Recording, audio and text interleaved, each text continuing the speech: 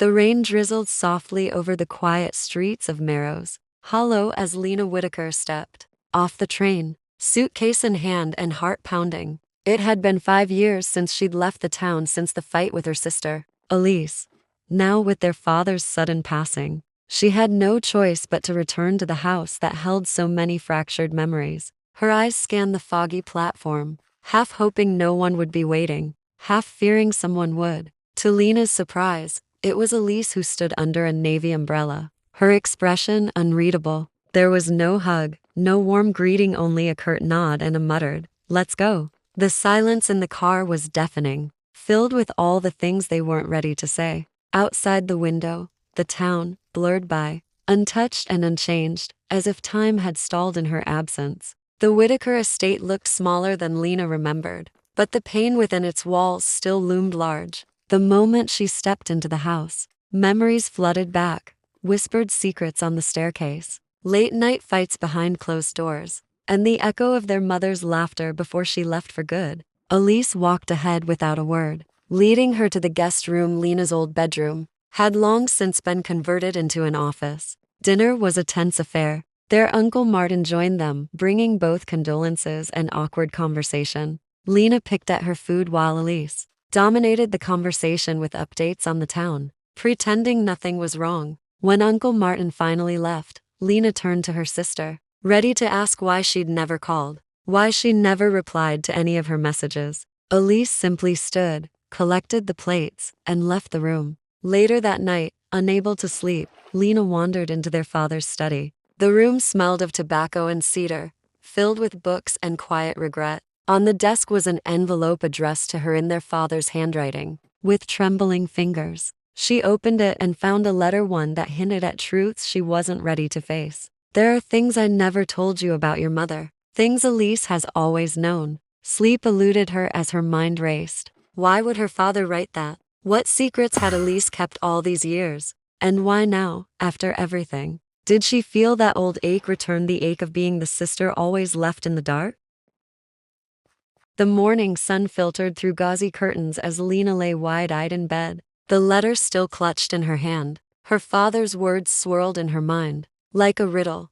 Things Elise has always known. It wasn't like him to be cryptic, especially not in his final moments. He had been many things: distant, grieving, strict but never vague. And if there was one thing Lena had always craved from him, it was honesty. She found Elise in the kitchen sipping coffee, scrolling through her phone like it was any other day. Lena pulled out the letter and slid it across the table. "You knew something about Mom," she said quietly. Odd a question, but a statement. Elise glanced down at the envelope, her jaw tightening ever so slightly. "That was meant for you," she said without emotion. "So read into it whatever you want." That wasn't enough. Lena stood, her voice rising. "Don't do this again. Not after everything. You shut me out when I needed you. When she left, when I left, now you're still pretending nothing happened." Elise remained still, her gaze distant. "You think you want the truth, but you don't," she said, standing to leave. "Some lies protect more than they destroy."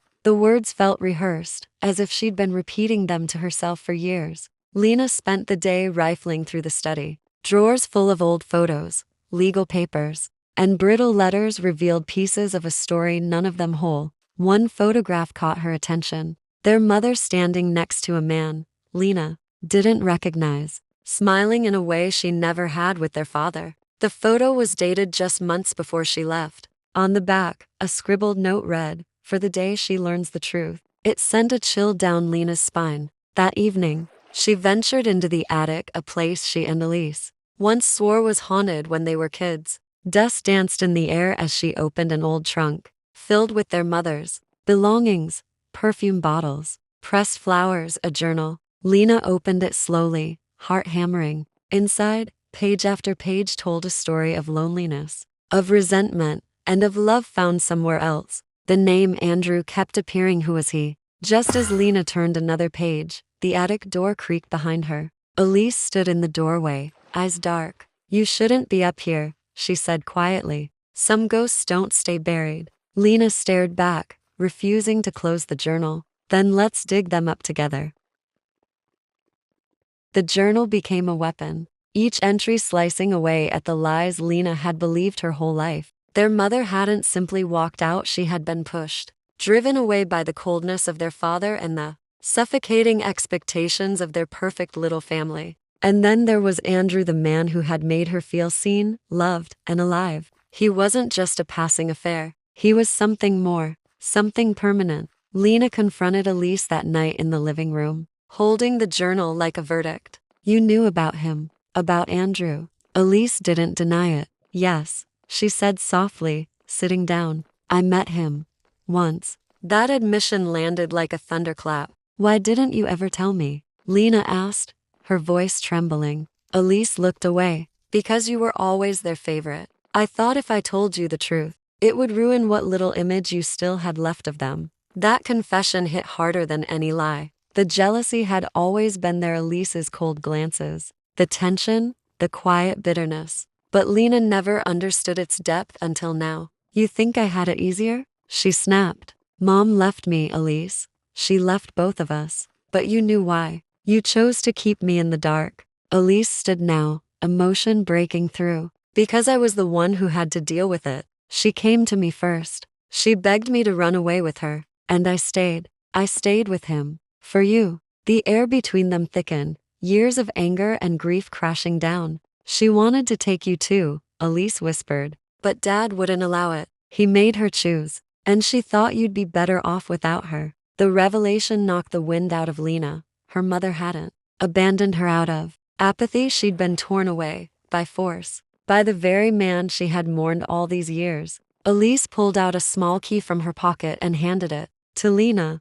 There's a lockbox in Dad's closet. If you want all the answers, open it. But be prepared, what's inside won't make you feel better. With trembling hands, Lena took the key. For a moment, neither of them spoke. The silence said everything. Not forgiveness, not yet, but a shared pain finally acknowledged. Later, as Lena unlocked the small steel box buried under her father's winter coats, she braced herself. Inside was a stack of letters, all addressed to her mother but never sent. Each one was angrier than the last. Words of control, bitterness, betrayal. He had known everything, and he had hidden it with silence.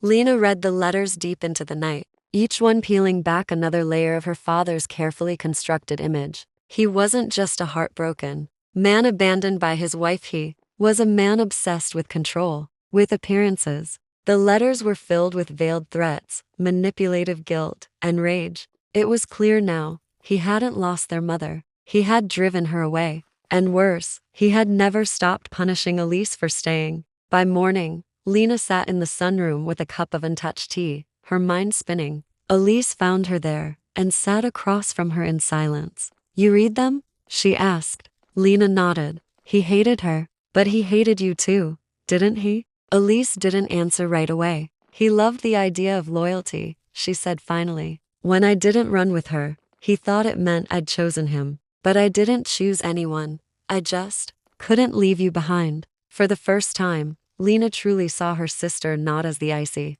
controlled woman she had become, but as the lonely, trapped girl she once was. I'm sorry, Lena whispered, for not asking, for leaving you to deal with all of it. Elise's eyes shone with something like relief or maybe sorrow. We both made choices, some of them terrible, but I did what I thought was right. Her voice cracked. I wanted to hate you so many times, but I couldn't. The weight between them, once a barrier, now felt like a shared burden. Lena reached out and took her sister's hand. It was a small gesture, but it felt like the first step toward healing. So where does that leave us? She asked. Elise gave a half smile. With a funeral to plan and a house full of ghosts. Later that afternoon, the sisters went through the rest of the house together. They found their childhood toys, old letters from family, friends, and a box of VHS tapes, birthday parties, Christmas mornings, their mother smiling through it all. In one tape, she turned to the camera and said,